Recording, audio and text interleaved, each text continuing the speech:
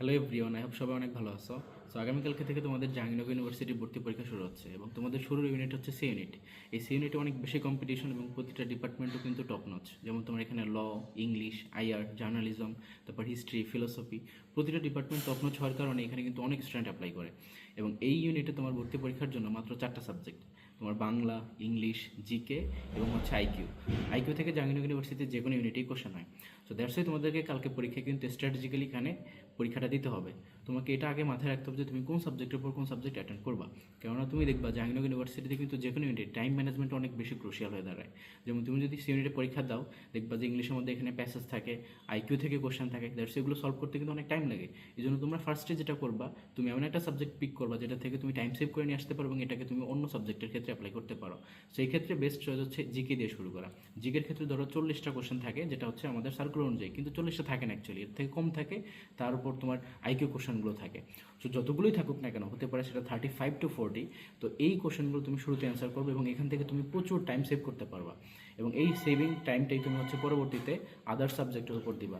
ধরো এখানে তোমার বাংলা আছে বা ইংলিশ আছে বা আইকিউ আছে বা হচ্ছে তোমার আদার যে প্যাসেজ সলভ টাইপের কোশ্চেনগুলো আছে সেগুলোর উপর তুমি এখানে দিতে পারবা।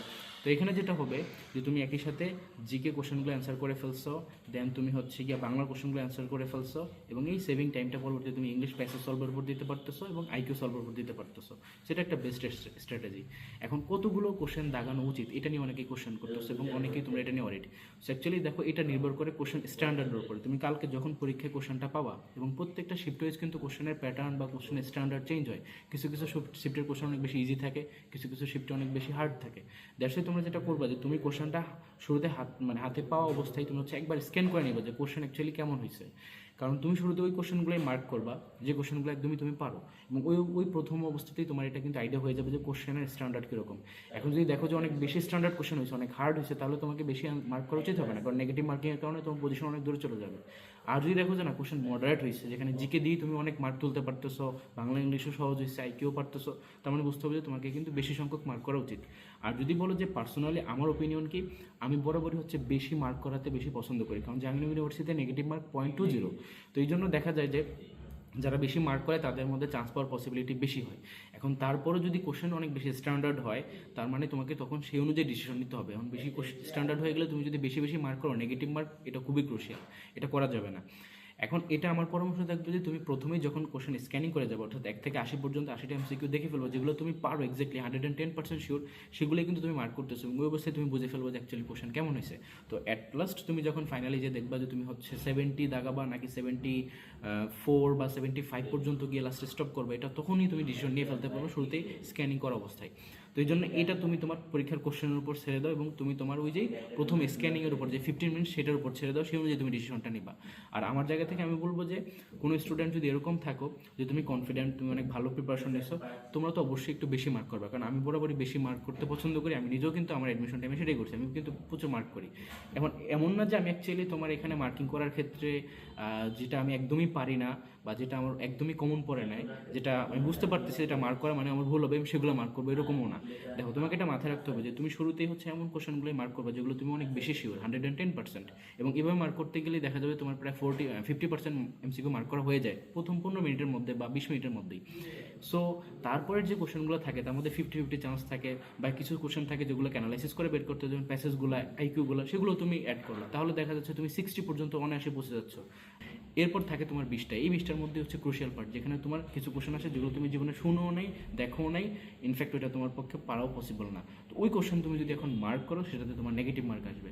বাট তারপরেও ওর মধ্যে থেকে আমরা ইলিমিনেশন মেথড, বিভিন্ন জিনিস সলভ করা বা বুঝতে পারা, এই সব কিছু মিলিয়ে বা হচ্ছে 50-50 চান্স মিলিয়ে সব কিছু দিয়ে তুমি ট্রাই করো, আরও প্রায় 10টার মতো ইজিলি দাগাইতে পারো। তাতে করে দেখা যায় যে তোমার 70 পর্যন্ত তুমি রিচ করো, এবং এই অবস্থায় গিয়ে তোমাকে স্টপ করতে হবে যে না, অ্যাকচুয়ালি আমি আর রিস্ক নেবো না, কারণ বাকি কোশ্চেনগুলো আমি একদমই পারতেছি না। তো এটা তুমি শুরুতেই করবা। তো আমি তোমাকে যেটা মানে সাজেস্ট করতে পারি সেটা হচ্ছে তুমি প্রথমে হচ্ছে টাইম সেভ করবা, যেটা হচ্ছে জিকের মাধ্যমে এবং বাংলার মাধ্যমে, এই দুইটা সাবজেক্ট দিয়ে শুরু করবা কোশ্চেন অ্যান্সার করা।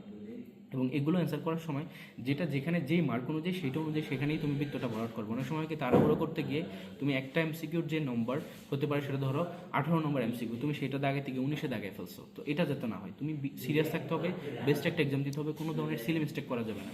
দ্যাটস তুমি এদিকে যদি খেয়াল রাখো এবং তোমরা যদি এভাবে ইংলিশ টাকে পরে অ্যাটেন্ড করো বা হচ্ছে গিয়ে আইকিউটাকে পরে অ্যাটেন্ড করো, জিকে আর বাংলা দিয়ে তুমি শুরু করো, তুমি অনেক টাইম সেভ করে নিয়ে আসলে বেস্ট একটা এক্সাম দিতে পারো। আর টাইম ম্যানেজমেন্টও তোমার তখন আর প্রবলেম হবে না। সো তোমরা এটা মাথায় রাখবা। আর আমি তোমাদেরকে প্রেফার করবো যে তোমরা 70 রিচ করার সবাই ট্রাই করবা, কারণ কোশ্চেন এতটাও কঠিন হবে না যে তুমি অ্যাকচুয়ালি 70 রিচ করতে পারতেছো না, আবার কোশ্চেন এতটাও সহজ আসবে না যে তুমি একদম 80তে এমসিকিউ দাগাইতে পারবা।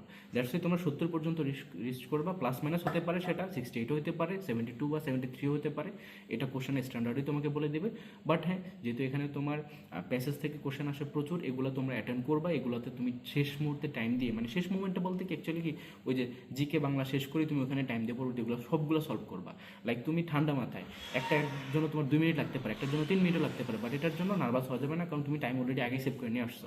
সো এইভাবে যদি আগো বেস্ট একটা পরীক্ষা হবে, এবং অবশ্যই তুমি আগে আগে জাহাঙ্গীরনগর ইউনিভার্সিটিতে চলে আসবা। আরেকটা বিষয় কি, ধরো অনেকেই কিন্তু অনেক পড়াশোনা করছে, তোমাদের মধ্যে অনেক অনেক বেশি অনেক ভালো প্রিপারেশন নিছো। তো এই জন্য যেটা করণীয়, যেহেতু প্রিপারেশন ভালো, যারা আমাদের সাথে কানেক্টেড ছিল, তোমাদের এখন মাথা ঠান্ডা রাখতে হবে। জাহাঙ্গীরনগর ইউনিভার্সিটিতে কখনোই সবগুলো কোশ্চেন অনেক সহজ আসবে এরকম হবে না, কোনো না কোনো একটা সাবজেক্টে তোমাকে বেগ পেতেই হবে। সেটা হতে পারে ইংলিশ, সেটা হতে পারে জিকে বা অন্য কোনো কিছু বা আইকিউ। তো এই জন্য তুমি আগে থেকেই মেন্টালি প্রিপারেশন রাখবা যে একটা না একটা সাবজেক্টে আমাকে একটু বেগ পেতে হবে, কিন্তু আদার সাবজেক্টগুলো আমি অনেক ভালো পারবো। তো যেটা তুমি ভালো পারবা সেটা দিয়ে শুরু করবা, আর যেটাতে কোশ্চেন মনে হবে যে একটু ডিফারেন্ট অ্যাপ্রোচ আসছে, একটু কঠিন আসছে, সেটাকে তুমি শেষ মুহূর্তে গিয়ে বেশি টাইম দিয়ে আরও অ্যানালাইসিস করে সলভ করবা, তাহলে একটা বেস্ট এক্সাম হয়ে যাবে। আর হচ্ছে কি যে টাইমে মতো পৌঁছে যাবা, কেউ লেট করবা না, কারণ অনেক জ্যাম হতে পারে। সো এই জন্য আগে আগে গিয়ে তুমি হচ্ছে গিয়া তোমার যে সেন্টার যেখানে যেখানে সেই লোকেশনটা খুঁজে তুমি সেখানে আগে থেকে চলে যাবা। আর বেস্ট একটা এক্সাম দেবো, মাথা ঠান্ডা রাখবা, যেহেতু এখানে তোমার ম্যাথ নেই, জাস্ট হচ্ছে কি আইকিউ থেকে কোশ্চেন থাকে এবং প্যাসেজ থেকে কোশ্চেন থাকে, এখানে একটু মাথা ঠান্ডা রাখতে হবে, বাকি কোশ্চেন তুমি এমনিতেই পারবা। সো বি কেয়ারফুল, এবং এই জায়গা থেকে বলবো বি সিরিয়াস। আর হচ্ছে কারোর সাথে কোনো গসিপিংয়ে যাবে না, জাস্ট তোমার ফোকাস থাকবে একটা, তুমি কালকে জাহাঙ্গীরনগর ইউনিভার্সিটিতে যাচ্ছ, তোমার সিনিয়রিটি পরীক্ষা, তুমি পরীক্ষাটা বেস্ট দিবা, পরীক্ষা দিয়ে বের হয়ে দেন হচ্ছে তুমি রিল্যাক্স করবা। অনেক সময় হয় কি যে কোশ্চেন হাতে পাওয়া মাত্রই তুমি অনেকে প্যানিক করো, যে অ্যাকচুয়ালি কোশ্চেন কমন পড়া নেই, প্রথমটা পারতেছো না, দ্বিতীয়টা পারতেছো না, তৃতীয়টা পারতেছো না, 4 নম্বরটা ঠিকই পারবা। সো এই জন্য তোমাকে প্যানিক করার কিছু নেই। তোমার এই যে 80টা এমসিকিউর মধ্যে দেখা যাবে যে তুমি ম্যাক্সিমাম পারো, কিন্তু হতে পারে সেটা প্রথমে না থেকেও মাঝখানে থাকতে পারে বা শেষে থাকতে পারে বা ওভারঅল কোশ্চেনের মাঝখানে থাকতে পারে। সো প্যানিক করার কোনো সুযোগই নেই। আর যদি হয়েও যায় এরকম যে তুমি নার্ভাস হয়ে গেছো, তুমি প্যানিক করতেছো পরীক্ষার মধ্যেই, তাতে করে তোমার পরীক্ষা খারাপ হতে পারে। এই জন্য তখন তুমি হচ্ছে কি একটু নিজেকে কাম ডাউন করবা, যে না তুমি হচ্ছে রিল্যাক্স করে বা একটা বড় হাফ ছেড়ে, যেটাকে আমরা বলি যে একটা ডিপ ব্রেথ নিয়ে তুমি হচ্ছে আবার পরীক্ষার দিকে মনোনিবেশ করবা।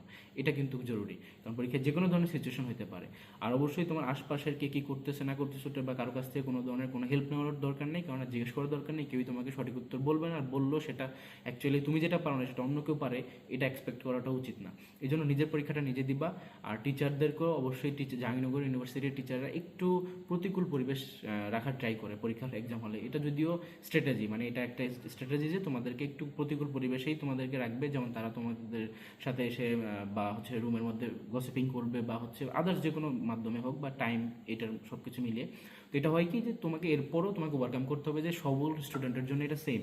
তো এটা নিয়ে মানে ওই সাডেন মোমেন্টে কোনো রিয়েক্ট করার কিছু নেই, তুমি তোমার মতো পরীক্ষাটা দিবা, বেস্ট একটা এক্সাম দিয়ে তুমি বের হবা। আর এইভাবে যদি তুমি একটা বেস্ট পরীক্ষা দিতে পারো, তুমি জাহাঙ্গীরনগরের মানে টপ পজিশনকে তুমি লতে চান্স পেতে পারো, ইংলিশে চান্স পেতে পারো। জার্নালিজম, আমার প্রতি বছর গত বছর যদি বলি, জাহাঙ্গীরনগর ইউনিভার্সিটিতে তোমার লতে কয়েকজন করে চান্স, ইংলিশে কয়েকজন করে চান্স, আইআরএ, জার্নালিজমে প্রতিটা ডিপার্টমেন্টে কিন্তু স্টুডেন্ট ঢুকছে। সো আমি চাই এবারের ব্যাচ থেকে যেন তোমরা সবচেয়ে বেশি চান্সটা পাও। তো এই জন্য তোমরা মাথা ঠান্ডা রাখবা, বেস্ট একটা পরীক্ষা দিবা।